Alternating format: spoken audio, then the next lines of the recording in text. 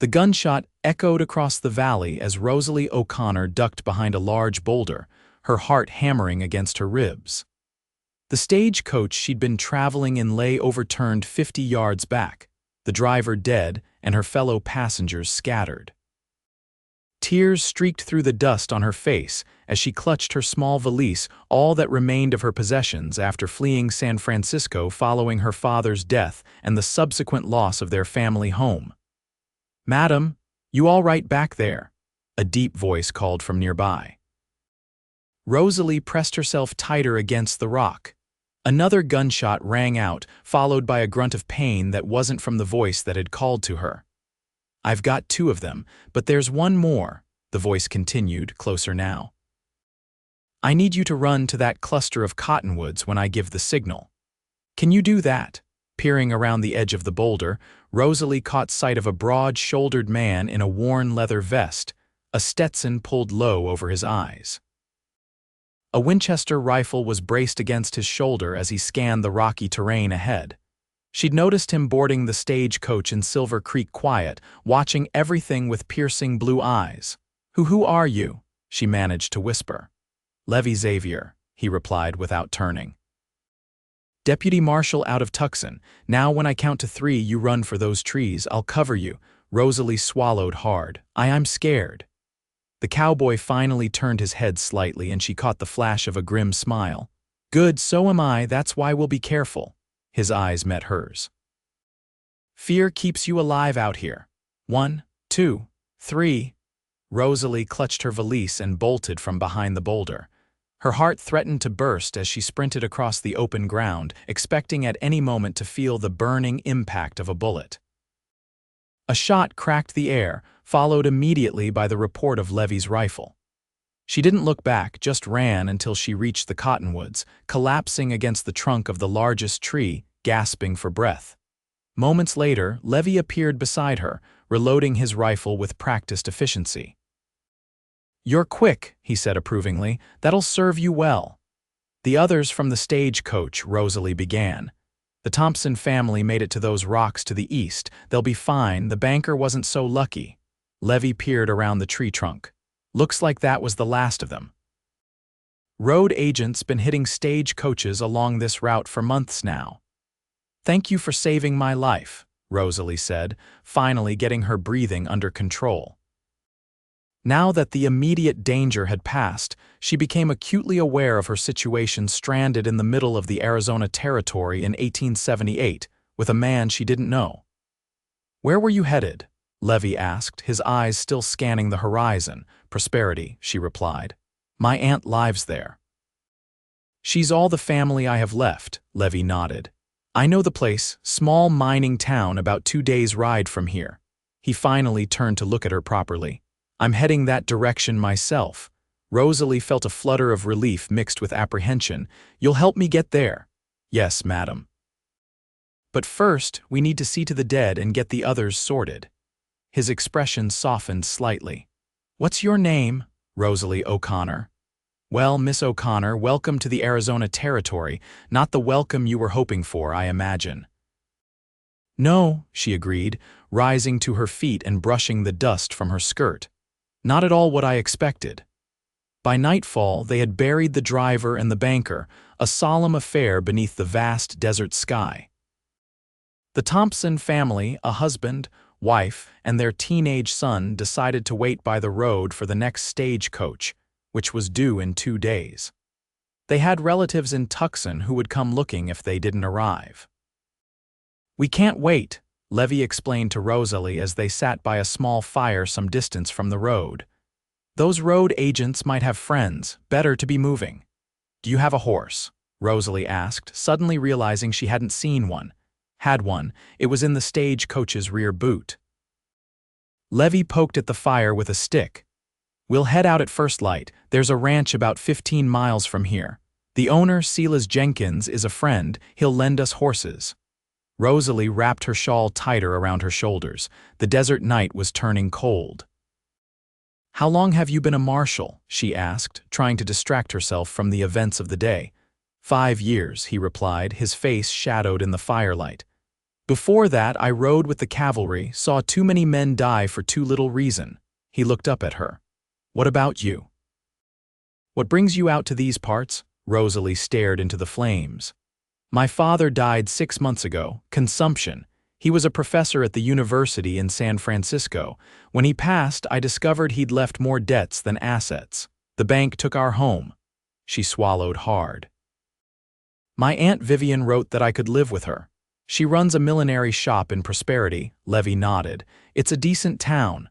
Better than most in these parts. The silver mine keeps it prosperous, as the name suggests. He handed her a tin cup of coffee. You should get some rest. I'll keep watch. Do you think they'll come back, the road agents? No, he said. But out here, it's never just road agents you need to worry about. The night passed without incident, though Rosalie slept fitfully, starting awake at every nocturnal sound. Each time she opened her eyes, she saw Levi's silhouette, vigilant against the starlit sky. Dawn broke in a blaze of orange and gold. They ate a simple breakfast of jerky and hardtack from Levi's provisions before setting out. The walk was arduous under the climbing sun, and Rosalie was grateful for her sturdy boots and the wide-brimmed hat she'd packed. You mentioned you were heading to Prosperity too, she said as they crossed a dry creek bed. May I ask why? Levi's expression darkened. Following a killer. Man named Randall Burke. He shot a federal judge in Tucson 2 weeks ago. I've been tracking him since. And you believe he's in Prosperity? I know he is. Got word from the sheriff there that Burke was seen in town. Levi glanced at her. That's partly why I was on that stagecoach. I don't usually travel so, publicly. Is he dangerous? This Burke, Levi's laugh was humorless. All men with guns and grudges are dangerous, Miss O'Connor, but Burke is worse than most. Cold-blooded, kills for money, for pleasure doesn't matter to him. They walked in silence after that, the gravity of Levi's mission hanging between them. By midday, the sun was merciless, and Rosalie's steps had slowed considerably. There, Levi said, pointing to a distant cluster of buildings shimmering in the heat haze. Jenkins Ranch. Relief flooded through Rosalie. Her throat was parched despite the water Levi had shared from his canteen, and her feet felt raw inside her boots. As they approached the ranch, something in Levi's posture changed. He became tense, alert. Stay close, he murmured, drawing his revolver. The ranch was eerily quiet. No horses in the corral, no smoke from the chimney. Levi motioned for Rosalie to stay behind as he approached the main house, his footsteps silent in the dust. The door was ajar. Levi pushed it open with the barrel of his gun, then entered swiftly. Rosalie held her breath, counting the seconds until he reappeared. It's clear, he called. But something's wrong, place has been ransacked. Inside, furniture was overturned, drawers emptied onto the floor. Silas, Levi called, moving through the rooms with his gun still drawn. There was no answer. What happened? Rosalie whispered, stepping carefully over broken glass. Can't say for certain. Could be Burke's work, could be Apache's, could be just regular thieves. Levi holstered his weapon. No bodies, which is good. Maybe Silas and his family got away. They found a well out back that still had water, and Rosalie gratefully filled their canteens while Levi searched the stable. 2 horses left, he reported. Not Silas's best, but they'll get us to Prosperity. Is it right for us to take them? Rosalie asked uncertainly. Silas would want us to. If he comes back, I'll make it right with him. Levi began saddling the horses, a bay mare and a dun gelding. Can you ride? Yes, Rosalie said. My father insisted I learn, said a woman should always have means to get herself out of trouble. Your father was a wise man. They left the ranch by mid-afternoon, riding at a steady pace. Levi seemed to know the land intimately, choosing paths that weren't obvious to Rosalie's untrained eye. As the sun began to set, they made camp in a small canyon that offered protection from the wind and any unwanted visitors. You handle yourself well out here, Levi commented as they ate a supper of beans heated over their small fire. Not what I'd expect from a city woman. My father may have been a professor, but he was from Kentucky originally. He believed in practical education. Rosalie smiled at the memory. He taught me to shoot too, though I haven't held a gun in years. Might be good to refresh those skills, Levi said, reaching into his saddlebag. He withdrew a small Remington Derringer. This was my sister's. She passed 2 years ago, fever. He handed it to Rosalie. It's loaded, 2 shots, not much, but better than nothing. Rosalie took the weapon gingerly. It was surprisingly heavy for its size. I'm sorry about your sister. Levi nodded, accepting her condolence without comment. We should reach Prosperity by tomorrow evening if we make good time. You'll be safe with your aunt and I'll deal with Burke. What will you do when you find him? Bring him in to face justice, dead or alive. Levi's tone left little doubt which outcome he preferred. That night, as Rosalie lay wrapped in a blanket Levi had found at the ranch, she found herself watching him as he kept watch. There was something compelling about the marshal, a quiet strength, an integrity that seemed rare in a land where might often made right. You should sleep, she said softly. I can take a watch. Levi turned, surprised by her offer. That's not necessary, I insist. You can't track a killer if you're exhausted. Rosalie sat up. Besides, I have this now. She patted the Derringer tucked into the pocket of her skirt. After a moment's consideration, Levi nodded. 2 hours. Then wake me. He settled against his saddle, hat pulled low over his eyes. Within minutes, his breathing became deep and regular. Rosalie sat vigilant, the small gun in her hand, watching the shadows dance in the moonlight. There was something exhilarating about the responsibility, about knowing Levi trusted her enough to sleep while she kept watch. In San Francisco, she had been sheltered, protected first by her father, then by the conventions of society that dictated what a proper young woman could and could not do. Out here, those rules seemed distant and irrelevant. She woke him after 3 hours, not to a small rebellion that earned her a raised eyebrow but no rebuke. Nothing to report, she said as he sat up, instantly alert. Except that the stars out here are magnificent. One of the few luxuries the territory offers freely, he agreed, looking up at the glittering expanse above them. They set out at dawn again, pushing the horses harder now that Prosperity was within reach. Around midday, they paused at a small stream to water the animals and rest briefly. Tell me about your aunt, Levi said as they sat in the shade of a cottonwood tree. Is she expecting you? She is. I sent a letter before I left San Francisco and she wired back that I was welcome. Rosalie plucked a blade of grass, twirling it between her fingers. I haven't seen her since I was a child. She and my father disagreed about many things. She thought he was a dreamer with his head in books. He thought she was too practical, too concerned with material success. And what do you think? Rosalie considered the question. I think they were both right in their ways. My father gave me education, ideas, a love of beauty, but he left me penniless. Perhaps a bit of Aunt Vivian's practicality would have served him well. Levi smiled, a real smile that transformed his serious face. You have good sense, Rosalie O'Connor. It was the first time he'd used her first name, and Rosalie felt a warmth that had nothing to do with the Arizona sun. They were about to remount when Levi suddenly tensed, his hand going to his gun. Get down, he hissed, pulling Rosalie behind the thick trunk of the cottonwood. Seconds later, she heard it 2 hoofbeats, multiple horses approaching fast. Could be anyone, Rosalie whispered, but Levi's expression told her he didn't believe that. Stay here. If anything happens to me, take the gun and ride hard for Prosperity. Ask for Sheriff Miller. Tell him what happened. Levi checked his revolver, then his rifle. Don't try to be brave, just get yourself to safety. Before she could respond, 5 riders appeared on the ridge above the stream. They paused, surveying the area, then started down toward the water. Levi stepped out from behind the tree, his rifle raised. That's far enough, he called. State your business, the riders halted. The man in front, wearing a black duster despite the heat, leaned forward on his saddle horn. Well, if it isn't Deputy Marshal Levi Xavier. Long way from Tucson, ain't you? Levi's posture remained rigid. Burke, I've been looking for you. Rosalie's blood ran cold.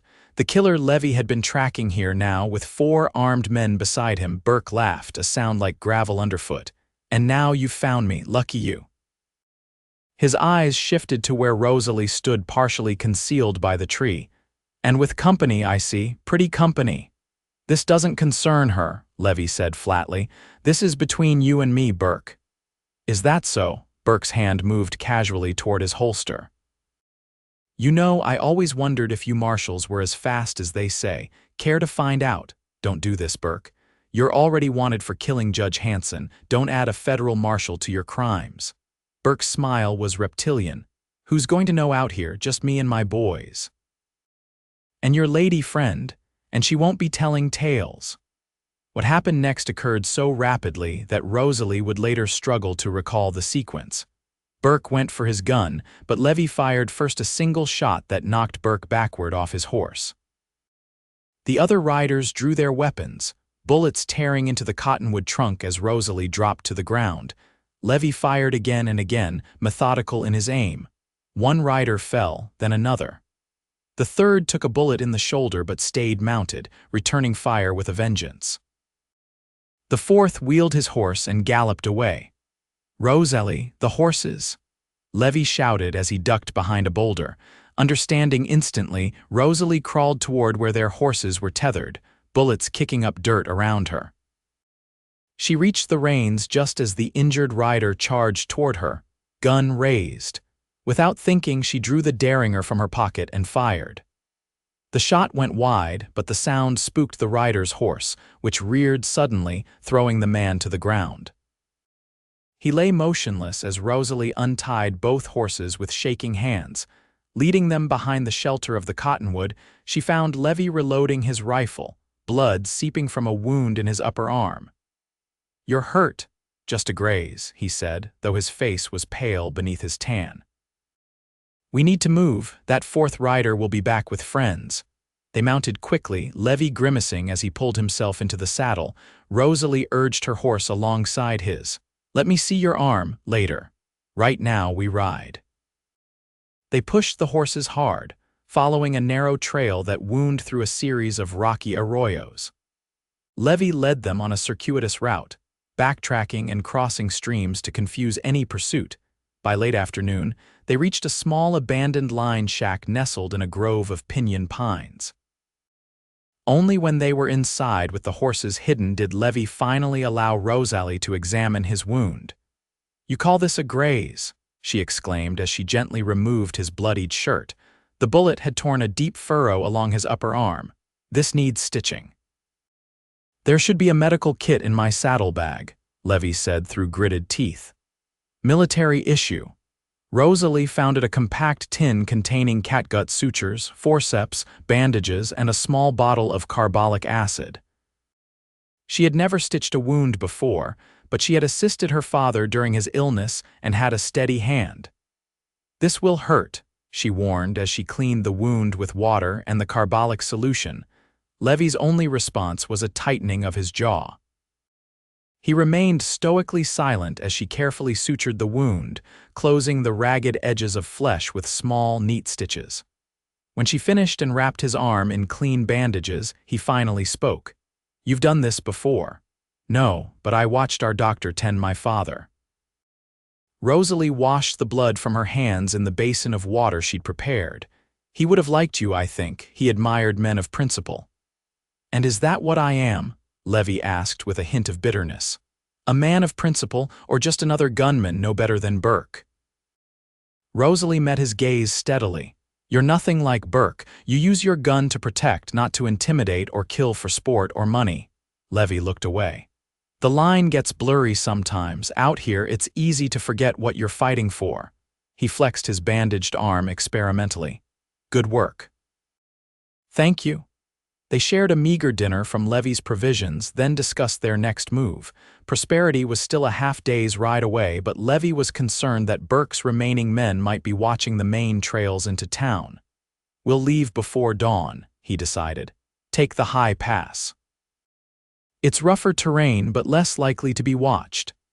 As night fell, the temperature dropped sharply. The line shack had no firewood, and Levi advised against starting a fire anyway, lest the smoke give away their position. They huddled in their blankets on opposite sides of the small room, but Rosalie could see Levi shivering, his body fighting the trauma of his wound. "This is foolish," she said finally, gathering her blanket and moving to sit beside him. "We'll both freeze separately." Levi started to protest, but Rosalie silenced him with a look that would have made her father proud. "Don't argue. I'm not suggesting anything improper, just practicality." A ghost of a smile touched his lips as she arranged her blanket over both of them, then cautiously leaned against his uninjured side. "Practicality. Your Aunt Vivian would approve." They sat in silence for a while, the shared warmth gradually easing the chill. Rosalie was acutely aware of his proximity, the solid strength of his shoulder against hers, the rhythm of his breathing. "Why did you become a marshal?" she asked softly. Levi was quiet for so long that she thought he might not answer.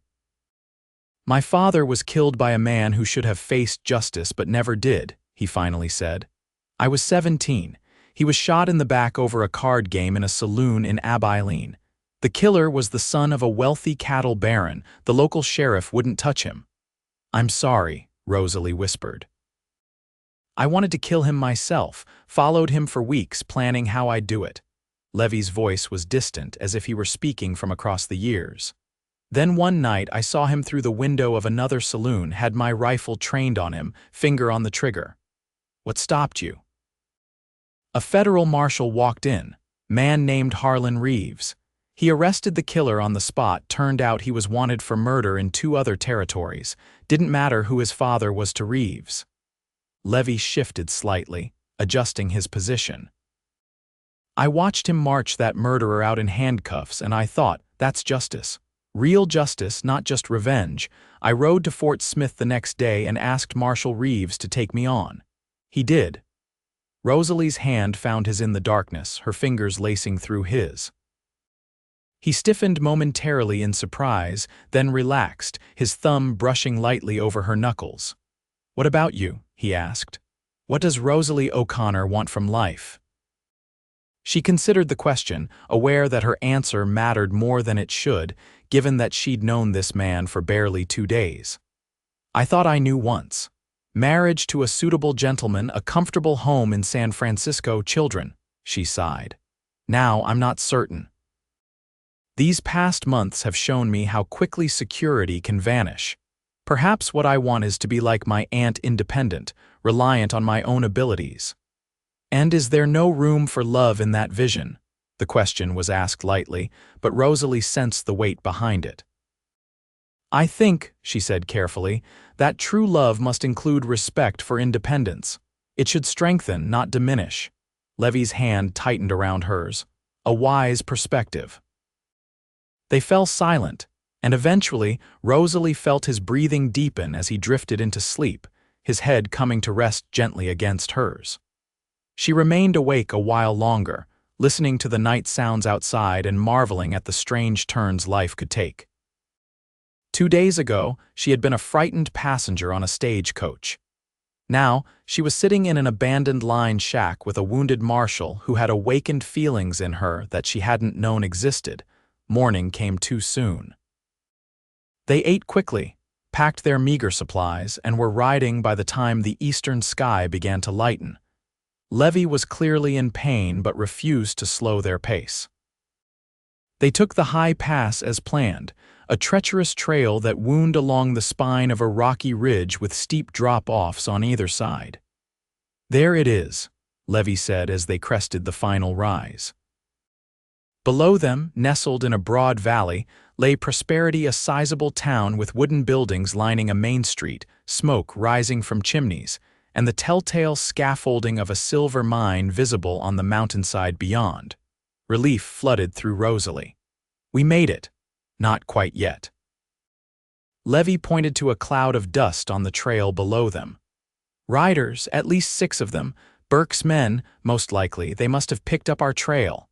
Levi checked his ammunition, grimacing as the movement pulled at his wounded arm.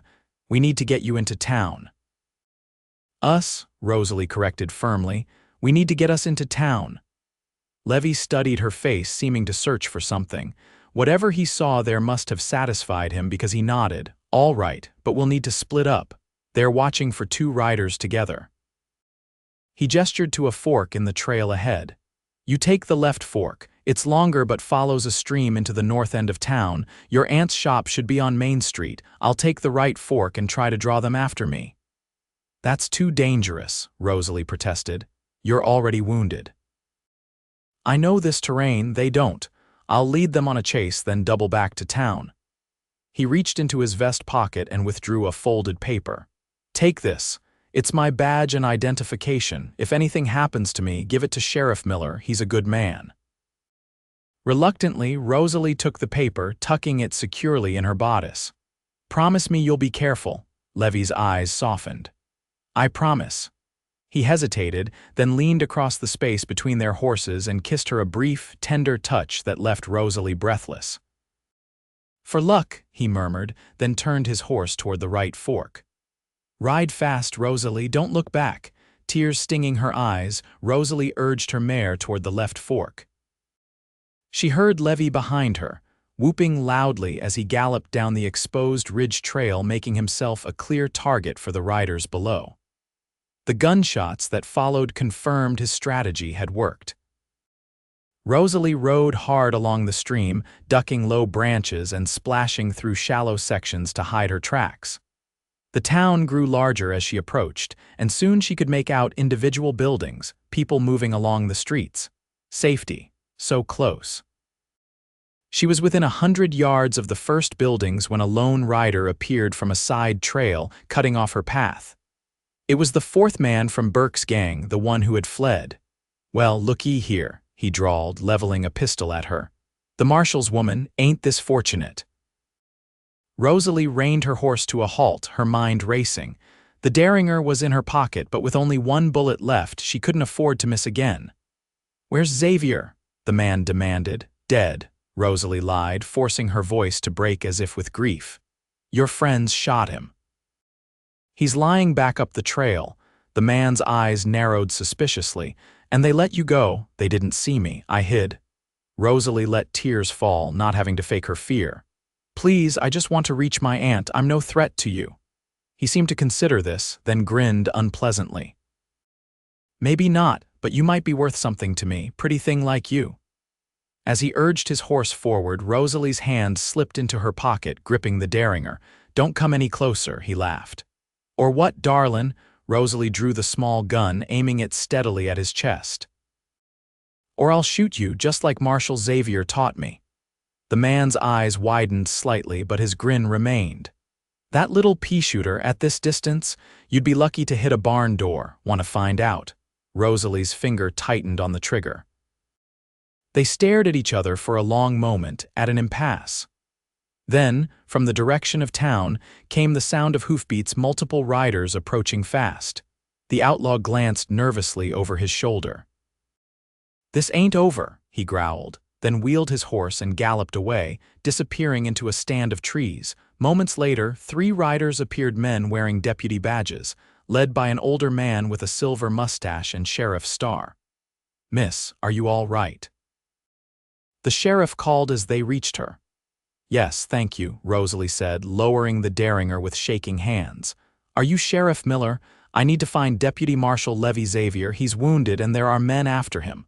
The sheriff's expression sharpened. Levi's here? Where? Rosalie pointed toward the ridge trail.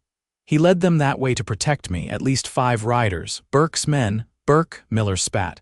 Randall Burke, that snake should be dead. I got word he was shot yesterday at Carson Creek. He is dead, Rosalie confirmed. Levi killed him. But his gang is still after us. Miller turned to his deputies. Hank, escort this lady to town. Clyde, you're with me.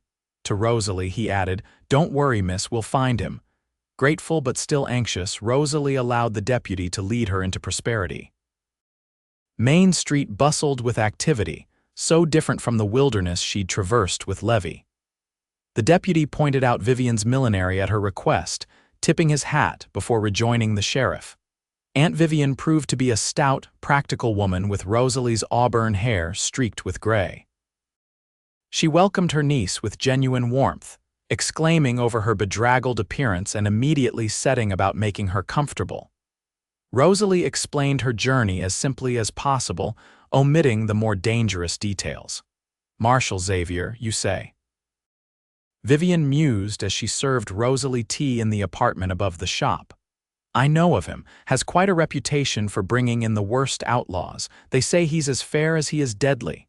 He saved my life, Rosalie said quietly, several times over. Vivian gave her a knowing look. And you're worried about him now?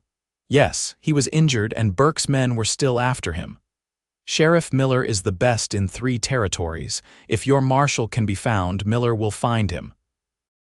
Rosalie spent an anxious afternoon helping in the shop to distract herself, jumping at every sound from the street below. Vivian tactfully avoided asking too many questions, seeming to sense her niece's distress. As dusk fell, Vivian closed the shop and they prepared a simple supper. Rosalie had just set the table when a knock came at the door downstairs. Stay here, Vivian instructed, taking a small pistol from a drawer before descending to answer. Rosalie stood at the top of the stairs, straining to hear. There was a murmur of voices, then Vivian called up, Rosalie, you'd better come down. Heart pounding, she hurried down the stairs. Standing in the shop, hat in hand, was Levi. His arm was bandaged, his clothes dusty, and a fresh cut marked his cheekbone, but he was alive and standing. You made it, she breathed. So did you. His eyes never left hers despite Vivian's presence. Sheriff Miller found you, he did, just in time. Levi took a step toward her. Burke's men are either dead or in custody, it's over. Vivian cleared her throat pointedly. Marshal Xavier was just telling me that he'll be staying in Prosperity for a while, something about needing to recover from his injuries. Rosalie couldn't suppress her smile. Is that so? The doctor advised at least 2 weeks of rest before I travel again, Levi confirmed, a matching smile playing at his lips. Sheriff Miller offered me a temporary position assisting him with paperwork, nothing strenuous. How fortunate, Vivian said dryly. Perhaps you'd care to join us for supper, Marshal. We have plenty. I'd be honored, Mrs. O'Connor. It's Miss O'Connor, actually, and I suddenly remember an urgent matter I must discuss with Mrs. Tompkins next door. I'll be at least an hour, I expect. With a meaningful glance at Rosalie, Vivian gathered her shawl and departed, leaving them alone in the shop. The moment the door closed, Rosalie crossed the space between them. Levi met her halfway, his good arm encircling her waist as he drew her close. I was so worried, she whispered against his chest. I promised I'd be careful, he reminded her, his voice a low rumble she could feel through his shirt. And I keep my promises. Rosalie looked up at him. What happens after your 2 weeks of recovery? Levi's free hand came up to cup her cheek. That depends. I've been thinking about what you said about true love, including respect for independence. Have you? I have. His thumb traced her lower lip. I've also been thinking that Prosperity seems like a town that could use a permanent federal marshal. The silver mine attracts trouble. Sheriff Miller isn't getting any younger. Hope bloomed in Rosalie's chest. And would this permanent marshal have time for other pursuits? Perhaps courtship. Levi's smile deepened, reaching his eyes and transforming his face. I believe he would. He bent his head, his lips brushing hers gently. Are you scared, Rosalie O'Connor? She wound her arms around his neck, mindful of his injured arm. Yes. But as a very wise man once told me, that's why we'll be careful. His laugh was soft against her lips as he kissed her again, more deeply this time. Outside, the sun set over Prosperity, painting the sky in shades of promise.